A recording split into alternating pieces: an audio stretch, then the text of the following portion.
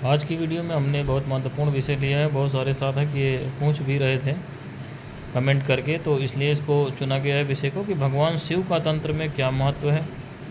और जैसे मैंने काली और तंत्र पे एक वीडियो बनाया था, वैसे भगवान शिव के संबंध में जो है रिक्वेस्ट थी, तो उसमें मैं बता रहा हूँ आपको कि भगवान शिव के संबंध में तो ये तंत्र में कि तंत्र वहीं पे शुरू होता है, वहीं पे ख़त्म हो जाता है। जो हिंदू तंत्र विद्या है वो भगवान शिव पे शुरू हो और ख़त्म हो जाती है, और जो इस्लामिक तंत्र विद्या है वो हज़रत अली पे शुरू हो और ख़त्म हो जाती है वहीं पे।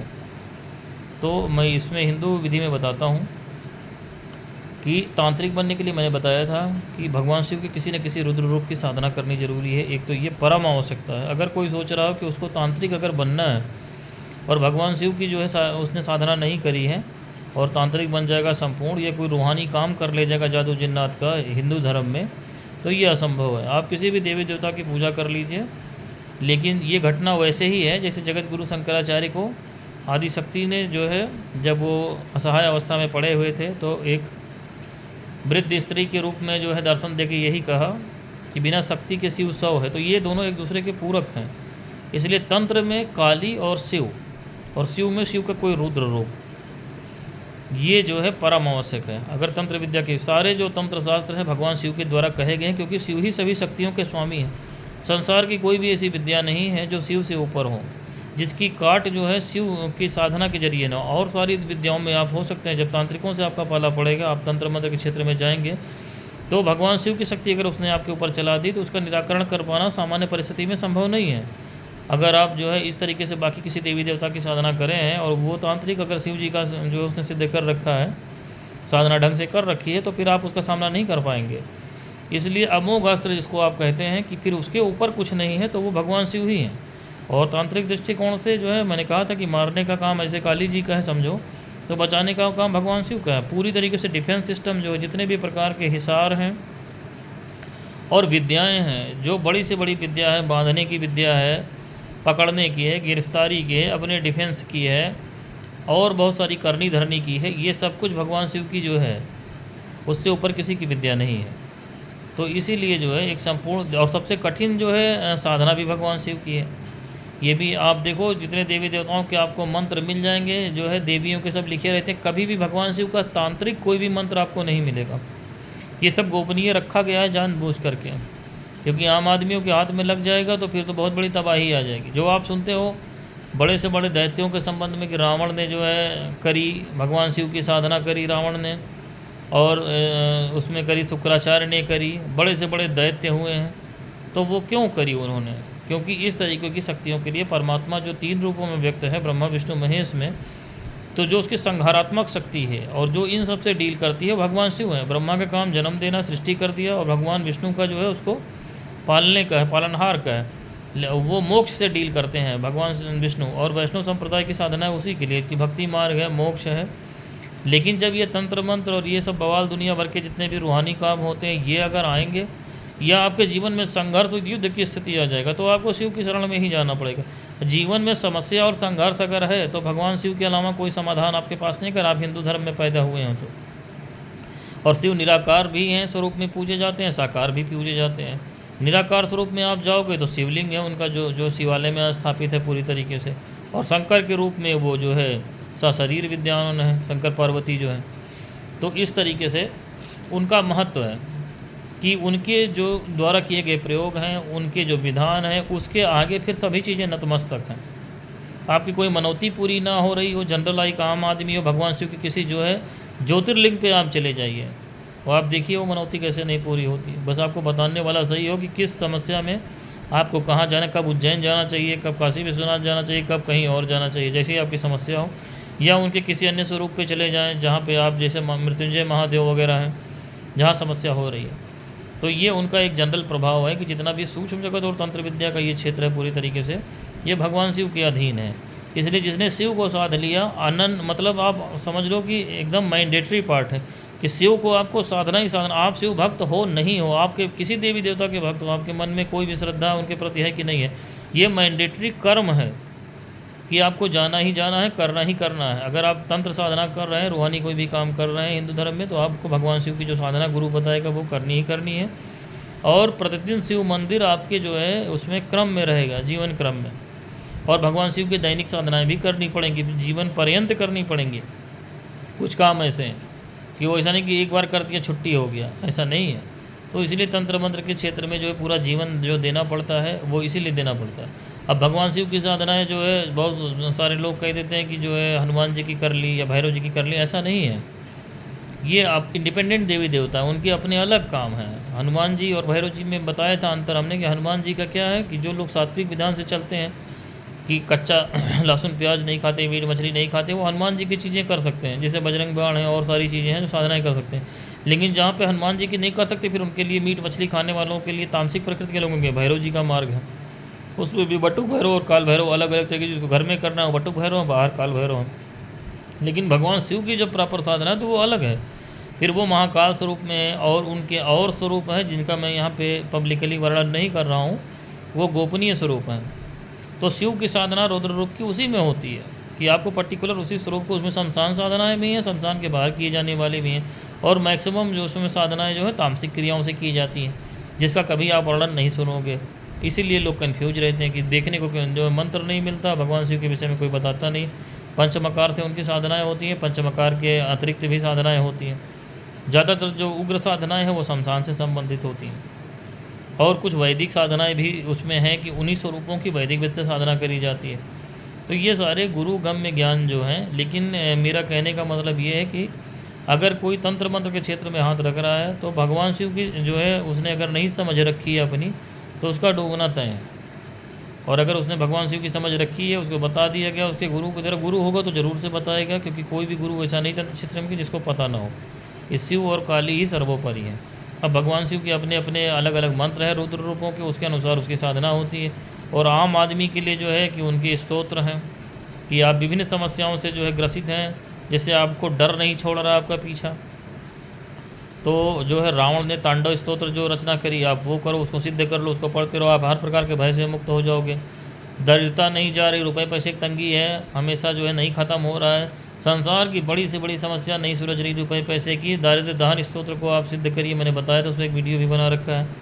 कोई भी कारण होगा उसका वो सामने आएगा और उसके प्रभाव से उसको जो है ख़त्म होना, चाहे वो जादू की वजह से हो, चाहे कुंडली का दोष हो, चाहे दुनिया कोई भी बवाल हो, वो जाएगा भगवान शिव के इस प्रयोग से, दारिद्र्य दहन स्तोत्र के प्रयोग से। इसी तरीके से महामृत्युंजय स्तोत्र है उनका, अगर रोग से आपका पीछा नहीं छोड़ता, महामृत्युंजय स्तोत्र सिद्ध कर के फिर उसका जो कोई पाठ करे, प्रयोग करे, तो उससे हो जाएगा।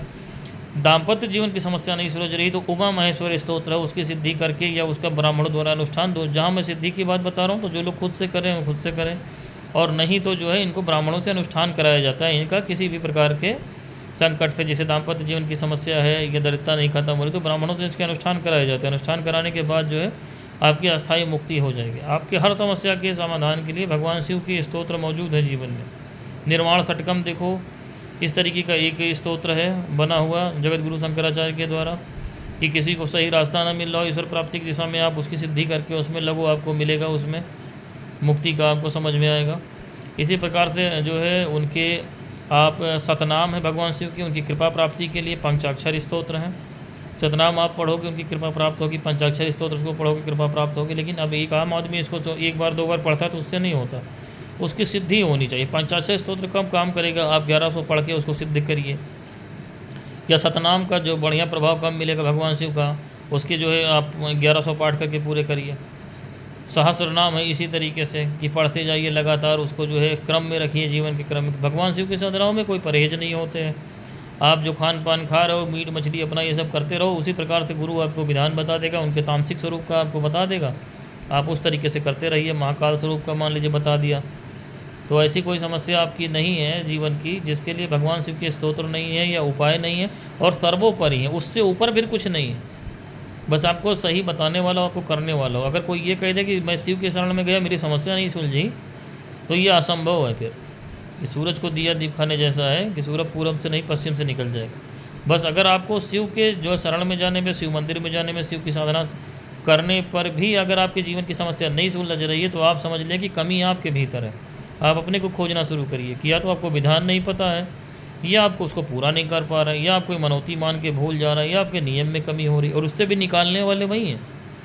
क्योंकि आपके ऊपर जादू जिन्नात के कोई मामला है, मान लीजिए इस तरीके से फंसे हुए हैं आप, और शिव की जो है आराधना में आप करने की कोशिश कर रहे हैं, साधना करने की कोशिश कर रहे हैं, तो उसमें व्यवधान पड़ेगा, तो उससे कौन निकालेगा? फिर भगवान शिव को ही आप अपने गुरु को बताओ तो वो विधान बताएगा, उसके भगवान शिव के अलग से मनौती और प्रयोग होते हैं जो आपकी पूजा को सफल बनाएंगे। शिव के हाथ रखे बिना कोई साधना सफल नहीं हो सकती। आप लोग सोचो बड़ी बड़ी साधनाएं मैं कर ले जाऊँ और भगवान शिव की कृपा ना हो, ऐसा संभव नहीं है। देवियों की भी साधनाएं जो है संभव नहीं, इस प्रकार से सिद्धि नहीं हो सकती है जब तक भगवान शिव क्योंकि सभी देवियों के भैरव कौन है? आप देखो ना, काली जी के जो है साक्षात भगवान शिव के ऊपर ही पैर उन्होंने रखा हुआ है। किसी भी देवी के साथ जाओगे तो उसका भैरव जो है, काली जी का जाओ कलकत्ता में तो उनका जो है नकुलेश्वर महादेव के नाम से बना हुआ है, और इसे कामाख्या देवी का कामाख्या में बना हुआ है। तो इसीलिए जो है भगवान शिव से ऊपर कुछ नहीं है। ये जिसने बैठा लिया और ये तंत्र क्षेत्र में या सूक्ष्म जगत में मतलब कदम रखा तो उसका जो है सफल होना तय है। और जिसने भगवान शिव को छोड़ करके इसमें इधर उधर ध्यान लगाया कि मैंने ये छोटी मोटी शक्ति सिद्ध कर ली, ये कर लिया, तो वो आप ओझा सोखा गुनिया हो, या मैंने कल वनस्पति तंत्र पे एक वीडियो बनाया था, वो वनस्पति तंत्र में कोई जो है ज्ञान चाहिए नहीं, मंत्र चाहिए नहीं, वस्तुओं को लाओ, आप देखो 90% तांत्रिक उसी के मिल जाएंगे। कल वीडियो में मैंने बताया है। या तो ओझाई विद्या जो होती है, जो साबर मंत्र होते हैं, वो छोटे मोटे ग्रहण आया 1000 पढ़ दिए, नज़र किसी का झाड़ने लग गए, लेकिन किसी बड़े तांत्रिक से पाला पड़ेगा तो 10 मिनट भी नहीं लगेगा। हम लोगों को जो है किसी की भी तंत्र विद्या काटने के लिए या करने के लिए अठन्नी के सामान की ज़रूरत नहीं है। हम यहीं बैठे बैठे दुनिया में किसी की भी तंत्र विद्या काट सकते हैं, कर सकते हैं उसके ऊपर। और अपने घर में बैठे बैठे किसी की जो है अगर ईश्वरीय आदेश हो जाए तो उसको जो है हमेशा के लिए समाप्त कर सकते हैं, चाहे वो तांत्रिक हो चाहे जीता जागता मनुष्य हो, अगर वो कोई भी काम जो है सृष्टि क्रम के विपरीत कर रहा है। लेकिन ये कैसे संभव? ये सब शिव की साधनाओं से ही संभव है। अगर भगवान शिव की साधना इस तरीके की ना हो तो फिर आप नहीं, तांत्रिक से कतई नहीं पढ़ पाओगे। तांत्रिक आपके रास्ते में जितने आएंगे ये तो मैंडेटरी अंग है। तंत्र के क्षेत्र में तांत्रिकों से अगर आपका पाला पड़ेगा तो भगवान शिव के अगर आपके ऊपर कृपा नहीं है तो आपको कोई बचा नहीं सकता है, चाहे जिस शक्ति की आपने साधना कर रखी हो। तांत्रिक आपके ऊपर शिव का ही अमोघ असर चलाएगा, वहाँ आप फंस जाओगे पूरी तरीके से। तो इसलिए जो लोग साधना के क्षेत्र में जो अग्रसर है और इस विषय को कन्फ्यूज रहे थे किसकी साधना करें किसकी साधना करें, तो वो अपने कान खोल के बैठा लें कि शिव और काली की साधना तो उसका मैंडेटरी पार्ट है, माने प्राइमरी कक्षा की पढ़ाई है ये। जब ये कंप्लीट हो जाएगी तब आप स्पेसिफिक साधना कोई कर सकते हैं। बाकी कल्याण के लिए साधनाएं हैं कि भाई देवी का चलो नवाण मंत्र कर लिया, या किसी का कुछ और कर लिया, कुछ और सीख लिया, पर्टिकुलर शत्रुनाश के लिए बगलामुखी कर लिया है, हनुमान जी का कर लिया निगेटिव एनर्जी के लिए आपने कर लिया, उनकी कृपा प्राप्ति के लिए किया, भैरव जी का कर लेने के लिए, ये सब तो ठीक है। लेकिन जो संपूर्णता चाहिए आपको, पूर्णता चाहिए कि फिर उसके ऊपर कभी हार नहीं होगी। अजय और अपराजित जिसको होना, उसको भगवान शिव और माता काली की बड़ी से बड़ी साधना करनी होगी, तभी आप इस क्षेत्र में अजय और अपराजित हो सकते। दोनों में से किसी भी एक को छोड़ दिया तो आपका जो है गति नहीं होने वाली है, क्योंकि डार्क एनर्जी सारी उनके अंतर्गत आती हैं, बचाने वाली सारी शक्ति भगवान शिव के अंतर्गत आती है। तो जो लोग कन्फ्यूज हैं साधनाओं में कि किसकी करें किसकी ना करें, और तंत्र क्षेत्र में अगर कदम रख रहे हैं तो आपके लिए तो ये मैंडेटरी जो मैंने है वो बताया। बाकी किसी योग्य गुरु की तलाश करनी चाहिए। भगवान शिव की कोई भी साधना कभी भी किताब पढ़ के नहीं करनी चाहिए, नहीं तो उसके बहुत भीषण दुष्परिणाम होते हैं।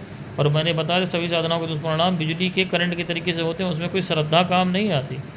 आप शिव मंदिर जाते रहोगे, प्रसाद चढ़ाते रहोगे, जो बाकी काम से आपके जाओगे बाकी काम आपका होता रहेगा, लेकिन अगर आपने कोई गलती कर रखी है साधना में तो उसका निराकरण नहीं होगा, वो चीज़ आपके पीछा करती रहेगी। भगवान शिव से संबंधित अगर आपने कर लिया या किसी देवी देवता से संबंधित कर लिया तो वो देवी देवता आपका बाकी काम करते रहेंगे जो आप उनको चढ़ाते रहोगे। लेकिन जो है आप सोचो कि जो है वो गलती का निराकरण हो जाए वहाँ जाने से, तो वो कोई इंसान नहीं है, ये सब प्रकृति के नियम से चलने वाले। तो इन चीज़ों का भी ध्यान रखना चाहिए कि बिना गुरु के बताए जो है किस तरीके से भगवान शिव की या माता काली की या किसी भी बड़ी महाशक्ति की कोई साधना नहीं करनी चाहिए। उपासना आप स्तोत्र वगैरह अपने जनरल पढ़ने के लिए आओ, मैंने देखिए उसमें महाकाल पे वीडियो बना रखा है, और जो है भगवान शिव के और भी मैंने वीडियो महामृत्युंजय प्रयोग पे भी बना रखा है, रुद्राष्टाध्यायी के जो है रुद्राभिषेक प्रयोग पे भी बना रखा है, सावन पे भी वीडियो बना रखा है। तो वो भी जो लोग देखना चाहें देख सकते हैं कि उसमें उनसे जनरल जो गृहस्थ लोगों के लिए प्रयोग हैं वो दिए गए हैं। लेकिन तंत्र के क्षेत्र में तो कोई जब आपकी योग्यता देख करके गुरु आपको शिक्षा दीक्षा देता है तभी आपको इसमें प्रयास करना चाहिए। तो मैं समझता हूँ कि जो लोग इसको समझना चाहते थे भगवान शिव के संबंध में, उनके लिए ये जानकारी पर्याप्त है। बाकी कुछ पर्टिकुलर पूछना हो तो आप कमेंट में पूछ सकते हैं। हरिओम।